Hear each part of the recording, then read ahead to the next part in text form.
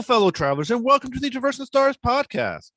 Today's special guest is Richard Riehle. You know him from numerous television shows and movies, including The West Wing and The Fugitive.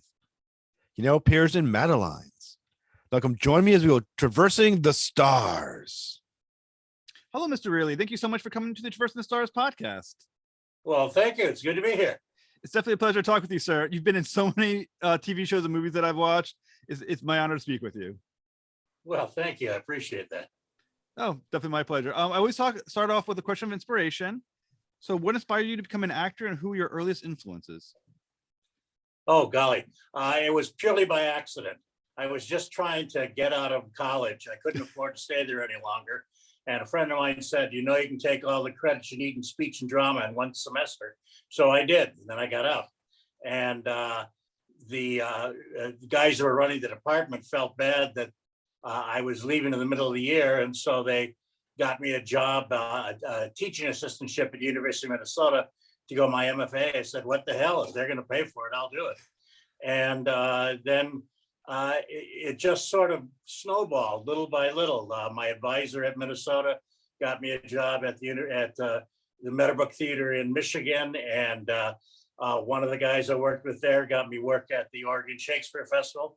And at some point I finally said, well, look, I'll just do this until somebody knocks on my door and says, okay, get out. You've had your time. And so far I've been lucky. Haven't heard that knock yet. So you were a teacher at the University of Minnesota for acting? Yeah, I got an MFA in acting and directing there. So what did teaching acting teach you about acting? Well, I actually learned I learned a lot more when I was teaching acting than when I was taking acting classes. When you have to explain to someone what the process is, it makes you much more aware of it than when you're just trying to take it in for a credit or a grade or something.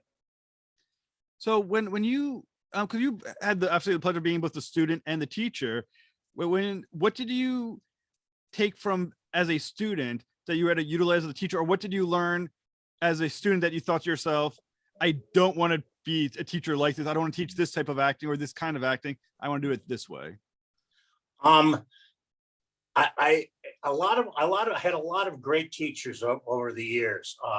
When I was at the University of Minnesota, we had a lot of people from the Guthrie that came over and taught classes, and they were wonderful. And then I got to go over and work at the Guthrie for a bit at the end of my time there, and then went back several years later and was a member of the company. But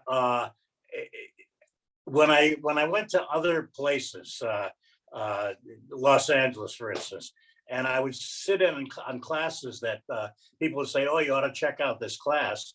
I was sort of appalled that people were taking money for what they were giving to the students. And that's what I decided there. I neither wanted to teach or be a student again. I would learn everything that I could on the set or on stage in rehearsal, and I found that was the case. That you learn much more doing than taking classes. Well, from what I've read, it sounds like you did just about everything on the stage. I heard that you worked a lot as a stage manager.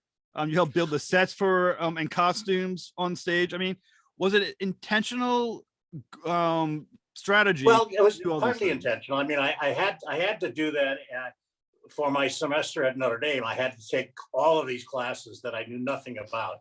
So I literally lived in the theater for a semester. And then the job that they got me at the University of Minnesota was running the scene shop. And so I was there 40 hours a week, making sure people weren't cutting off their fingers. And that was, and I enjoyed that. I enjoyed that aspect of it. And as it happened, there was an MFA student in playwriting who had a play that he had written called Bang Bang You're Dead. This would have been in 1969 or 70. And it was about a Korean War vet who had essentially PTSD and was being treated at Great Lakes Naval Hospital, and he had become a total alcoholic and hated being at the hospital and hated everybody there, and particularly hated the nurse that was giving him a hard time. And the difference between that and One Flew Over the Cuckoo's Nest is that my character kills the nurse. And much better version. But it turned out to be a very good play, and because it was this guy's MFA project, all of the professors came. So, and that was the first time most of them had seen me do any acting at Minnesota, and I began to get all of these offers. Would you audition for this play? Would you audition for that play? And I thought, well, if I'm spending all this time in the scene shop, why not, find out a little more about the acting part of it? And then I eventually found that I enjoyed that much more than measuring and cutting and cutting twice and measuring twice and cutting once. But it was, and I was, I guess, good enough at it that they pushed me toward that direction my last year and a half there. So, is there a potential alternate path where you would have become either a stage director, costume designer, or set designer? I don't think so, only because like when I had to do a drawings for a costume class in grad school, and they were terrible. I mean, I wouldn't have been able to figure out what was meant by that. I'm not bad if in doing the actual screwing and cutting and nailing, but designing, I don't have the imagination that will take me to the next step on that. I enjoyed directing. I did a lot of directing early on, theater directing. And when I came out here, sometimes people said, well, are you interested in directing? And it just, I said, no, there's much too much technical part of it that I don't understand, and I don't feel comfortable, trying to, I feel comfortable working with actors.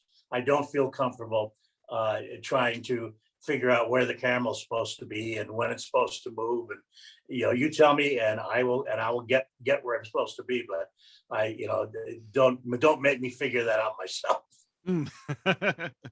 So does it help having done all those things? I mean, being a set designer and a stage manager and costume designer, do those insights help you become a better actor, or just maybe a better person on stage when working with you?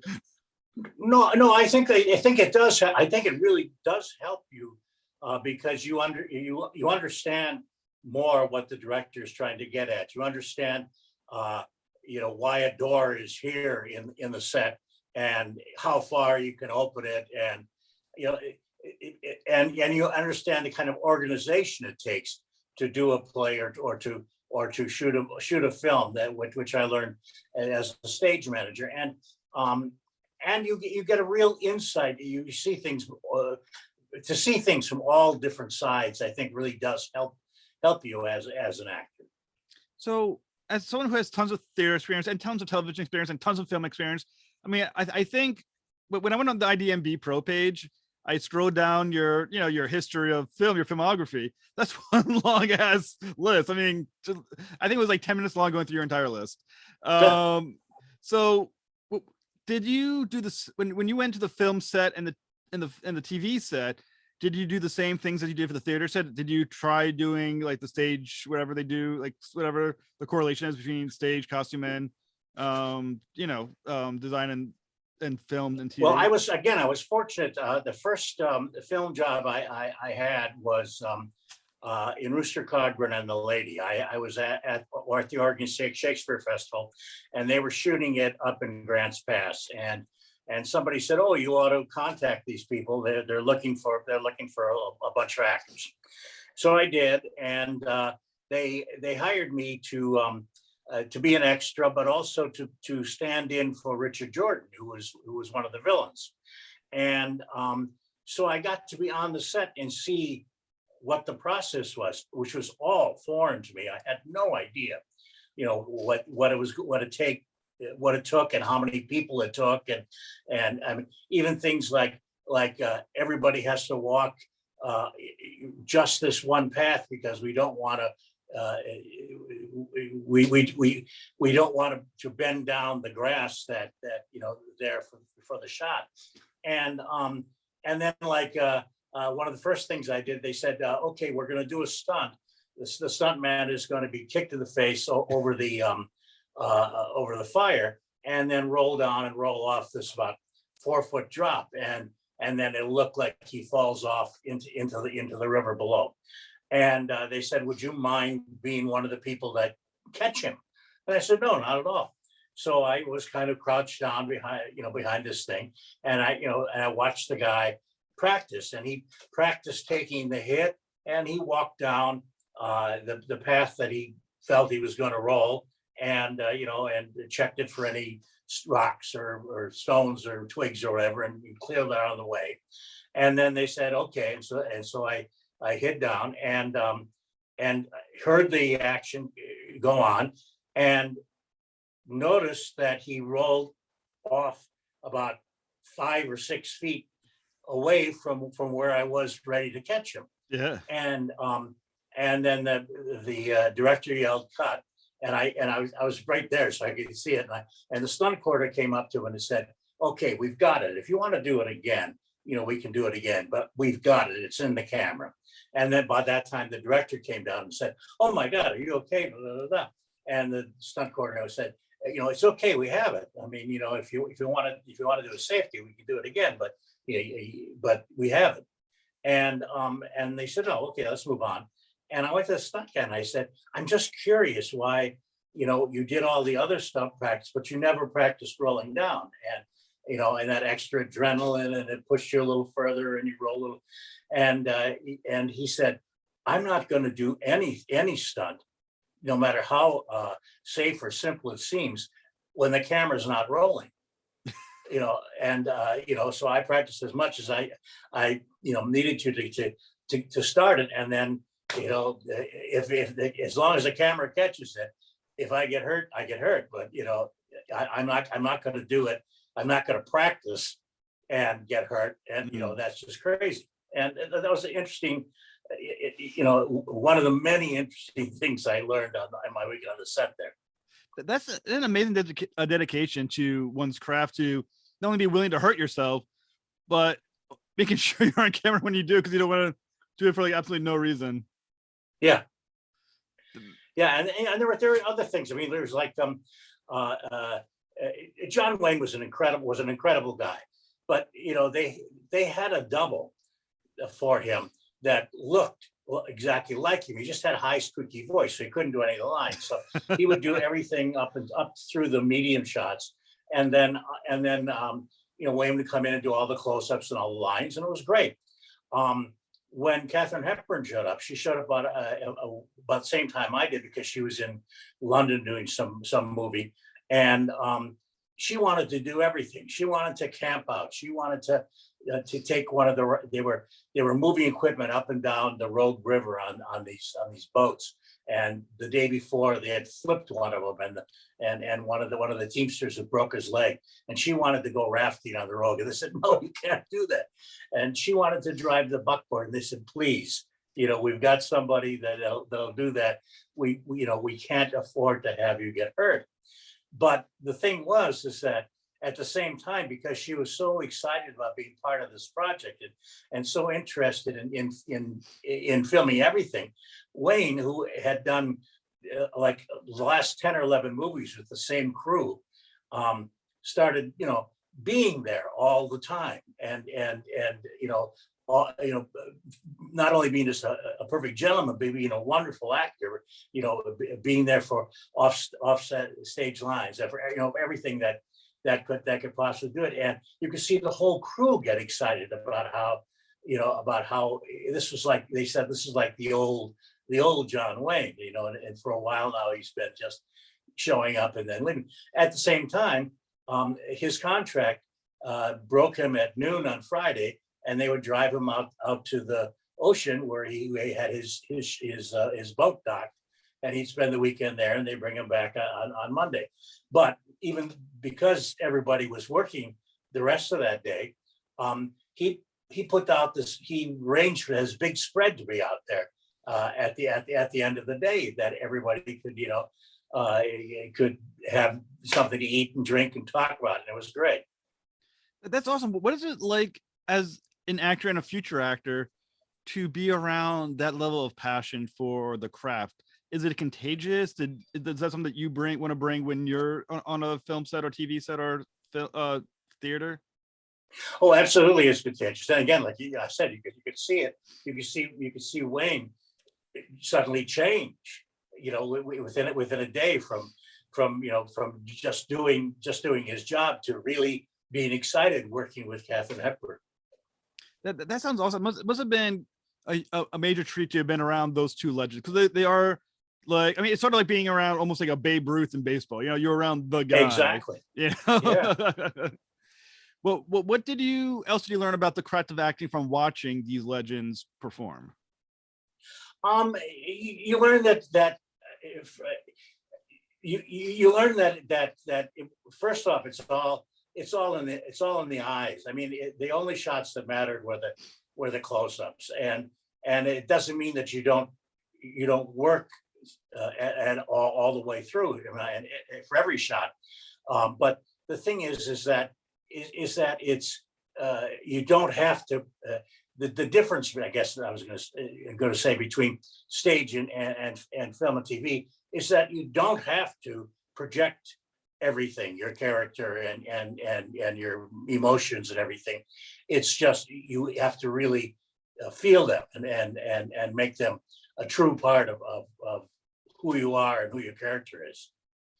I mean, it really is a kind of it, like I said, it's impressive looking at your career. And on stage, I read that you're in the Execution of Justice, which was one play, and you're also in The Iceman Cometh.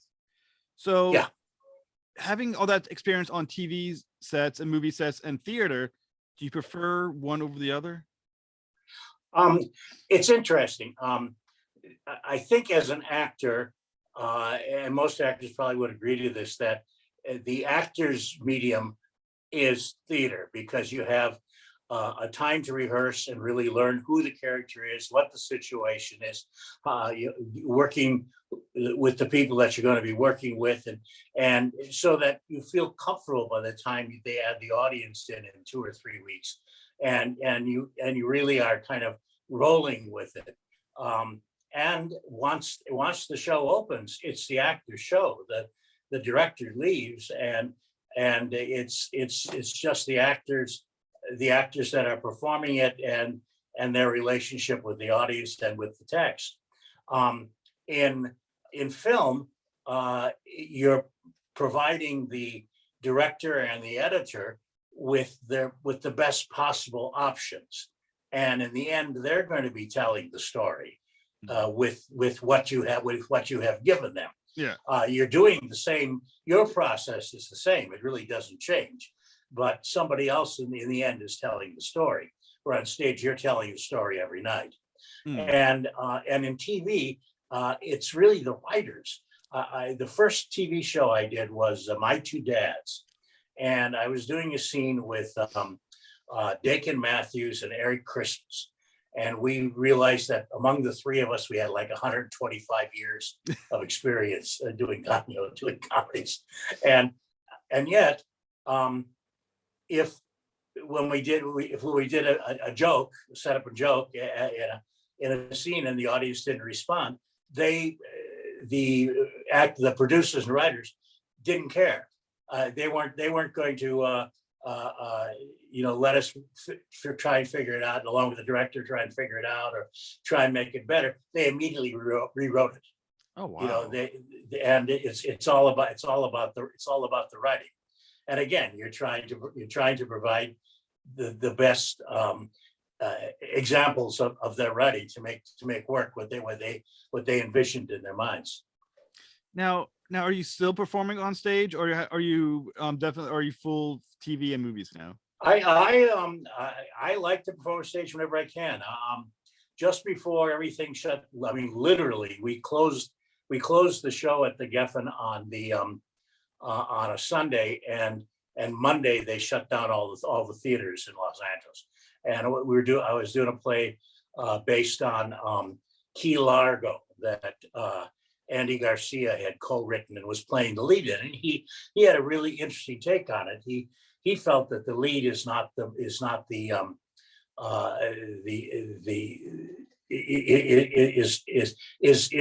Rocco is the villain, and he wrote it from that point of view, and I thought it really worked, and we had a great time running it. And there was talk of extending it, but it was Christmas, and so they couldn't extend it. They would have to close it and reopen it, and they couldn't afford that. And there was talk of bringing it to New York, and then all the theaters closed. So yeah, 2.5 years ago was the last time I was on stage. But I try and do plays on a regular basis when I can. I was in November. I was back in Indiana doing a 1-week workshop of a new play, and that was it's always exciting to be on stage. What is the key to your success? Well, I think in the end, I think it's like they teach in improvisation. You say yes to everything, yes, and I think there's maybe 5 or 6 things that I've said no to in my career, and sometimes at first you don't quite see what you're going to learn or what you're going to gain from doing this particular role or doing this particular piece of work. But you get, as you work on it, you get more and more excited. I mean, I think I'm like a lot of actors in that in preparing for an audition, maybe at first you're going, oh yeah, I'm not really too interested in doing this. But by the time you're ready to go in and do the audition, you want that role because you've discovered what the key is to it, what it is that you think you want, and what you think the writers and producers and directors want from that character. And sometimes it can be just a small role, but it really changes everything at that point. So yeah, I think it's just saying yes. Does the fire ever die out for you by acting? Like, was there ever a point where we were just like, all right, this is a job now? Did that point ever hit you? How did you overcome it? It hasn't yet, and I hope it never does. I'm the oldest of 7 kids, and now 2 years ago, my youngest sibling retired, and every time one of them retires, I get so when are you going to retire? I said, from what? I couldn't imagine a better life in terms of doing what I want to do. I mean, it's like they say, if you're doing what you want, you're never working, and I think that's true. Right now, I'm learning lines for 4 different projects, and a couple of them have been postponed. They keep changing when they're going to shoot, but each time I run the lines for that character, I go, this is great. It's got to happen. I hope it happens. And in fact, I'm heading down to Galveston in a couple of weeks to do this movie that this poor guy, is funding out of his pocket. He's been shooting it since 2019. Whenever he can, whenever things open up enough that he can bring in the people to do another scene. That's crazy. I mean, and also let's learn that many lines at once. I mean, how do you keep that all in your head? 4 different lines for 4 different projects. Well, this was the thing that really blew my mind when I was when I got offered the first time I got offered the Oregon Shakespeare Festival, and they were in those days, and they may still. I don't know. I haven't been there for a while. They did 6 plays in rep, 3 in the afternoon, 3 in the evening, and they changed every day. And so you would sometimes be rehearsing 3 or 3 plays to open, and then once those 3 plays open, you start rehearsing a 4th play. And they explained that to me when they hired me, and I said, and a lot of and most of them are Shakespeare. And they went, yeah. I said, I don't know if I can do that. and they explained, they said, your mind is a muscle. And the more you exercise it, the better it gets. And, and of course I didn't believe him, but I went out to give it a shot. And sure enough, by the time we opened the first 3 plays, not only did I have all the lines for all three plays, but they were different. They were different characters. I knew, and I have felt no problem with starting rehearsing for a 4th character. It really is. The more you do it, and that I think that was a hard thing with again with COVID, with the shutting down, is that a lot of people stopped that process, and like the rest of their muscles, they got weaker, and in not having keeping up that memorization process. That's really cool. I like the idea that acting makes you smarter. That's such a good lesson to have. Yeah, that's awesome. I want to talk about another one of my favorite projects that you were in, because I am a massive fan of The West Wing, and you played which? The West Wing. Oh yes, where you played Officer Jack Sloan. And like I said, I am such a huge West Wing nerd. I probably have rewatched each episode 8, 9, 10 times minimum. And honestly, what the episode you were in, it was fantastic as you played Jack Sloan. What is it like working on an Aaron Sorkin set? Well, he wasn't there at the time for that part of the season, but that was okay. But the interesting thing is that I've been trying to get on the West Wing for years, and auditioned several times, and it just didn't work out. And when this cop came up, suddenly everything sort of fell in place. And so they said, okay, we're going to have you come in to do this cop. And John Spencer had been an old friend of mine. We had done Execution of Justice together in New York, and we were, I knew him pretty well. And so I had, the night before I was supposed to shoot, he was doing a play down at the Taper.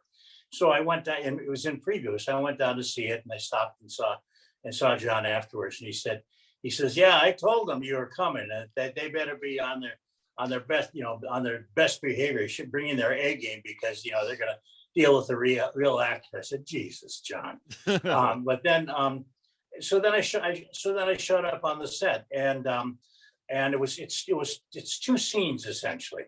And so I'm working the first scene, and Chris Missiani is directing it, and it's a wonderful scene, and we're having a great time on it.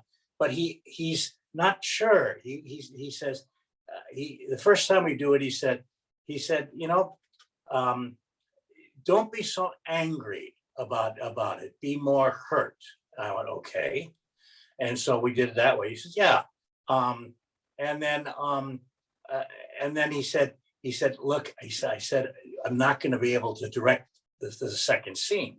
And I said, okay. He says, yeah, I've got to go and direct a scene for another episode. We're losing an actor after tonight. And so I promised I'd go out and direct that scene. Oh, it was Stockard Channing. And so I said, okay. And so he said, but Tommy Schlamme said he directed, if that's okay. I said, yeah, of course it's okay. And so, and it was like, and his process and his direction was entirely different. So I had no idea what this was going to be like when I finally saw it. And they just, the writing is so good for a start. But these 2 guys had been they had shot between them, hundreds of episodes, and they were, it looked like seamless, and it was wonderful. And it was just a great, it was a great experience to be on that set with those people. And and people that I knew that were on the show stopped in and said, how's it going? How you doing? And it was a real family there. It was amazing. That's awesome. The one thing that I think Sorkin's projects are best known for is the dialogue. It's a very Yes, like a particular style of dialogue. It's not Shakespearean, but a certain rhythm to it that's unlike any other show. Was it difficult for absolutely. you to fall into that rhythm? It was, well, I was sort of prepared for it, but yeah, that was the thing that was strongest in my mind was making sure that I kept up that pace and that rhythm that they had, and of course, I was the people I was working with were long experienced at it, so it was there you didn't have time to to listen and process and get your line. It had to boom boom boom, which is great.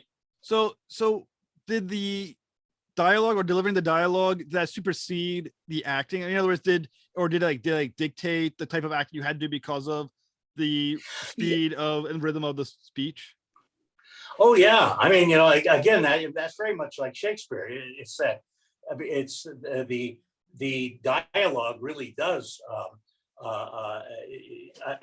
help you do what the character, a well written piece like this was, and like many Shakespeare plays are it if you do it correctly, if you do it the way it was meant to be, it was written, uh, you automatically are in character and are dealing with it.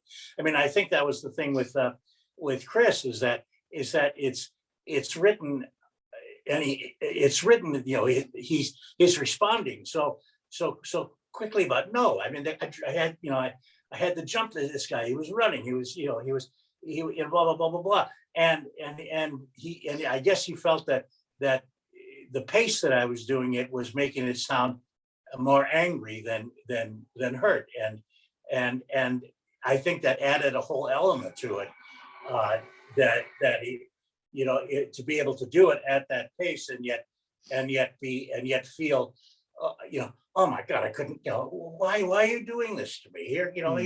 I didn't do anything. He's the guy that he's the bad guy, not me.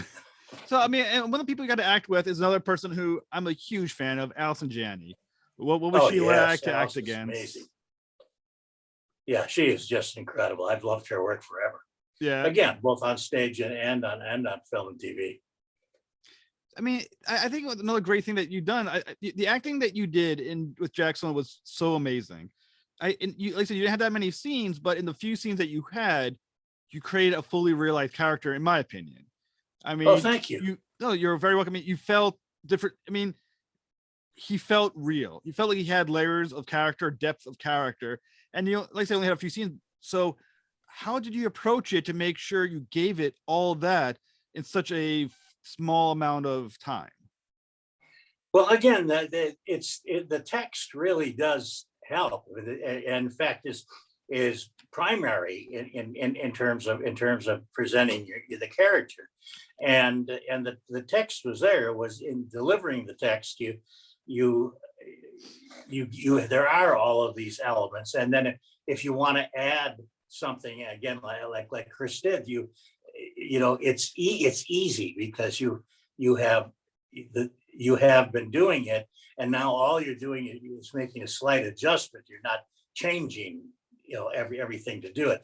And this is often a problem with sometimes with younger actors, but who want to make the text their own in a way, and so they ad lib, or they change words, try and find something that's a little less, more or less, that fits in their mouths easier, and it changes everything. And so if you really are true to the text, I think it helps. And like I said, I mean, West Wing, I think, had aired maybe 20 something years ago. Do you still get recognized as officers? Because for me, like I said, you're always going to be Officer Sloan. I mean, Yeah, I occasionally get recognized from West Wing, because, like you, so many people have made that a repetitive viewing thing. But it was funny when I was back in New York. I was doing I think I was doing The Man Who Had All the Luck. And and I noticed I was on, I was taking the subway, I was on the street all the time. And I noticed that people were kind of looking at me, but nobody bothers you in New York. So I did sort of a unscientific survey while I was there to try and figure out why people were looking at me. And I found out that it was about, I was doing Grounded for Life was on the air at that time. So about 15 or 20% of the people, especially the younger kids, recognized me as Grandpa from Grounded for Life. Then Office Space had just come out, and a lot of, I would say, 40% of the people, recognized me as Thomas Markowski from Office Space. And then there was like a good solid 10% who recognized me from whatever was on cheap cable late that night. So, it could be anything. It could be Joe Dirt or, whatever. Right. And then there were another good 10% thought I was the guy at the bodega, or was their sixth grade teacher, or somebody from the neighborhood. So yeah, I sort of have the face that people think they know who I am, and sometimes they can place where it is that they know me from, and sometimes not. That's awesome. Well, you're recently have been in a movie called Madelines as Rory Devonshire. Yes. So how do you get involved in Madelines? Well, it was very interesting. Again, it was one of those occasions where my agents got the script, and they said, would I be interested in reading for it? And it's a crazy movie, and I just loved reading the script. And it's not a major role, but it's a guy that sort of forces them into the problems that they find themselves in. And as I read it, I said, I really want to do this. And then I realized there's only 3 of us in the movie, essentially. Yeah. And I worked with Perry after that on Hatchet, and I've known him from General Hospital, and he actually was at my agency, so I think that's probably how the script got to me. And I shot in essentially 2 locations: the backyard of this house and the garage. And then around Christmas time, we went down for 2 days to this beautiful loft downtown LA, and it was all decorated for Christmas because it was Christmas. But we had to be very, very quiet in the hallways and doing the stuff there. But the thing is that making this character Rory is a lot like me. I'm totally a Luddite. I barely can make my iPad work, as you can probably see. And he sees the possibility of making some money if they can figure out how to do this time travel thing. So he's offering them, an opportunity to do this, and he's found 2 really smart people who should be able to do it. And so, but they won't tell him anything. And part of it is they know he won't understand anyway. But part of it is when things go wrong, they have to distract him from what is happening, in their lab. And so it's I love it. I think it's just a really fun, exciting thing. And Jason was incredible as both as the co-writer and the director. I mean, he really made it easy. In something like that, you have to be almost tunnel vision. You can only be aware of what you know, or what you can be aware of, and everything else is happening around you. And that's, again, that's the director. That's what he's dealing with. And Brea, of course, co-wrote it as well. So she had sort of the inside of it, but she had to, because she was playing 3,600 Madelines. I mean, it was really a smart movie. I mean, when I decided to watch it, I didn't know what to expect. I was like, all right, there's only 3 people in this movie. What can this possibly be for an hour and a half for only these 3 people? And I was watching, I'm like, this is really smart shit. I mean, it is very clever. It has some very interesting moral questions, especially about the self. Because once again, who was the real Madeline? The original Madeline, the second Madeline? Do they each have a responsibility to, or have a the right to survive, to live? And it was a very smart movie, and I thought it was so just well done. I agree, and again, things like the design element of it. I mean, they did it on no budget, and yet you can believe that's their lab and that they're able to do what they're doing there. And I love the humor that is all the way through it. I mean, just when things get really, I mean, at one point somebody's getting murdered every day, and at the same time, you can see the humorous aspect of it. Well, I think, I mean, it's after a while the characters do it so casually, you kind of was curious with those characters. I mean, at some point, does the murder not have any meaning? Does it not have any meaning because they're just so used, desensitized, or because the other Madelines don't count? I mean, it was a really fascinating thing. And then, not giving anything away, later on, when they introduce some more Madelines, it gets even more fascinating philosophically, just story-wise. I just think it was incredibly smart. Oh, I know. And the ending is just, you for a while there, you're wondering, what's happening. And then Perry's character looks like he's dying. And then all of a sudden you pull away and the world is entirely different from what you thought it was. And I mean, I think it was genius. And I think another interesting thing I thought was your character of Rory. Now, you played Rory in a kind of an empathetic way. Was he always going to be played that way? Was that a decision you made? Because I mean, it could easily have been played to be, like the badass, the bad boss. I told you to do this, but you played it very empathetically. Once again, how did that choice come about? Well, I can't tell you if there was an idea of playing him differently, but when we started rehearsing and shooting it, I started playing it that way, and I guess Jason liked that, so we continued with that aspect of it. So it just seems that if he doesn't have the knowledge to have that kind of badass power. So when you're in a movie like Madelines that has a lot of interesting moral dilemmas and questions and philosophical issues, things of that nature, is that something you take home with you and you ruminate over for a while, or is it something that's just a cool movie and you kind of just leave it on the set? Well, I think Rory tends to